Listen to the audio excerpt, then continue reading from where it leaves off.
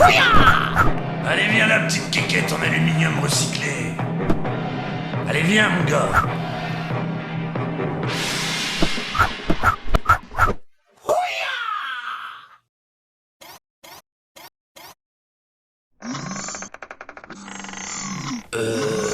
Ok.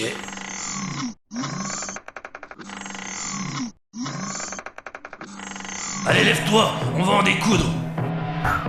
Oh, lui, il va me plaire. Eh, on va pas relancer la musique 50 fois. Il est con, lui. Dac, c'est moi qui viens. Oh, toi, tu vas regretter de m'avoir brisé les boulons.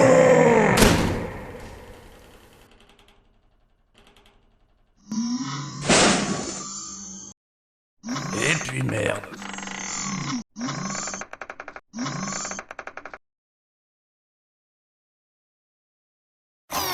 Chouette film, hein.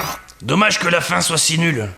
Bonjour, je me présente Monsieur Or. Aujourd'hui, je vais vous parler d'un cas spécial, et pourtant pas si rare, qu'on nomme le clonage à base de SJRN, c'est-à-dire le clonage à base de survêtements jaunes à rayures noires. Pour introduire le sujet, retournons en août 1973. Le film Opération Dragon vient de sortir aux USA. C'est un carton. Bruce Lee devient la plus grande star asiatique du monde. Les producteurs de Hong Kong se frottent les mains. Ils vont enfin avoir la star mondiale qui va leur faire gagner du fric à gogo dans le monde entier. Mais il y a un petit souci. Et le petit souci, c'est que Bruce Lee est mort en juillet 1973. Ce qui laissait peu de chance de le revoir jouer dans un autre film. Et c'est là que les producteurs ont eu une idée de génie. Il suffisait juste de cloner Bruce Lee, ou autrement dit, faire de la bruceploitation. Et autant dire que... Comment dire ça? Le clonage était pas encore au point. Je soupçonne même une supercherie qu'on ait pris des acteurs asiatiques, on leur ait mis un survêt jaune à rayures noires, et hop, une paire de lunettes pour tromper sur la marchandise. Et ils ont pas fait qu'un seul clone, ils en ont fait plein. Enfin, la plupart ressemblant autant à Bruce Lee qu'un morceau de mozzarella ressemblerait à un réverbère. Bien, nous allons faire un tour d'horizon des clones les plus connus. D'abord Bruce Lee, oui, écrit L.I., sûrement le plus célèbre et le plus apprécié, tournant surtout dans des biographies du Bruce Lee original. Même s'il a fait dans l'imitation bas de gamme comme les autres, y a pas de raison. Puis il y a Bruce le plus prolifique et le plus fou aussi. Tout y est, les cris, le petit coup de pouce sur le nez, élément essentiel pour tout bon film de bruceploitation. Il y avait aussi Bruce Lung, Bruce Lee, Bruce Lai, Dragon Lee, Bronson Lee, Philippe Risoli, un clone pakistanais, un clone turc et j'en passe. Le clonage, c'était vraiment pas ça. Et avec des noms pareils, très facile à l'époque de tromper le chaland qui achetait ses vidéos. Je pense que pas mal de personnes se sont fait avoir en achetant ces cassettes, en pensant qu'il s'agissait d'un vrai film de Bruce Lee. Même Stevie Wonder se serait trompé. Parfois, c'était des bons films. Enfin, quand je dis bon, je veux dire pas trop mauvais.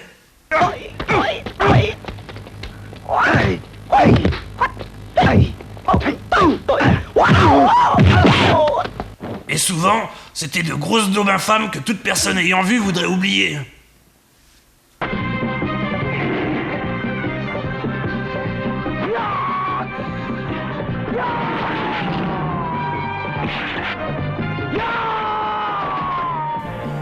Oh putain!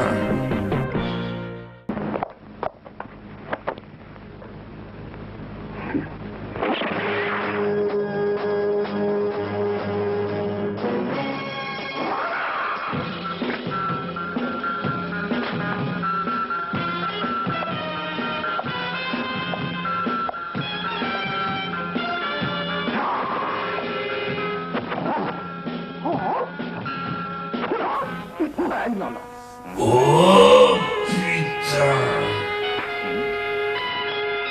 Et ces margoulins ne reculaient devant rien pour faire du fric. Ils multipliaient même les clones au sein d'un même film comme dans The Clone of Bruce Lee.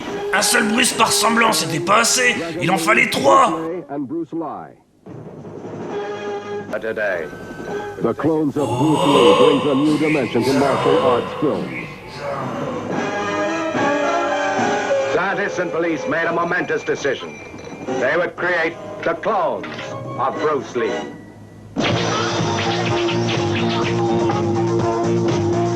These identical specimens of the late Bruce Lee are trained in all the martial arts through scientific techniques.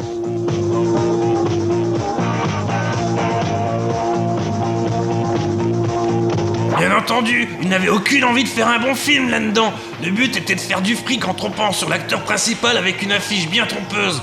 Et la plupart de ces clones ont vu leur carrière prendre rapidement fin, tant la bruxploitation fut aussi brève que productive. Certains ont su trouver un second souffle dans leur carrière, mais sous leur vrai nom cette fois, comme Jackie Chan qui a commencé sa carrière comme faux Bruce Lee et qui a vite trouvé son style. Sauf que lui aussi a donné naissance à des clones comme dans ce film.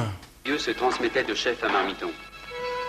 Ce style de kung-fu fut créé des siècles auparavant par un grand chef qui travaillait au palais de l'impératrice. La cuisine chinoise est l'une des meilleures... On dirait du Jackie Chan, mais c'en est pas. Nous avons là un cas de Jackie-exploitation, moins fréquent que la bruxploitation tout de même. Il y a eu aussi de la Chuck-exploitation, avec Jim Norris. Ou encore de la Sylvester-exploitation, avec Bruce Talion. Mais faut pas croire que ces méthodes de Margoulin étaient exclusives au marché chinois ou hongkongais. Les Italiens ont fait très fort aussi, avec un duo de faux Bud Spencer et Terence Hill. Le tout dans le même but de tromper le public avec l'emballage du produit. Bref, c'était le bon vieux temps. Bon, moi je pense que j'en ai assez dit, je vous dis à ciao. Putain, c'était quand même sacrément moche ta déco des années 70. Ah, mes bons vieux couloirs blancs. Qu'est-ce que vous m'avez manqué.